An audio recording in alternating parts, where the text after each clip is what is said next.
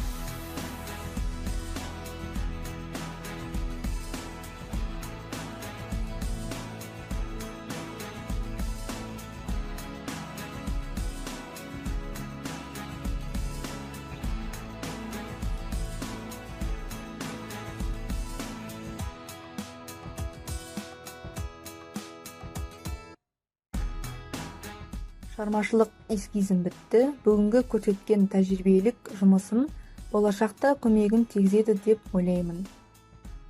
Стильдермен таныстыңдар, эскиз салуды және бояуды үйреніңдер. Мысал ретінде мен фольклор стилінде топтама шығардым. Үй тапсырмасы: еркін тақырыпта бір стиль таңдап өз топтамаларыңды шығарасыңдар. Ендеше жақсы, сау болыңдар.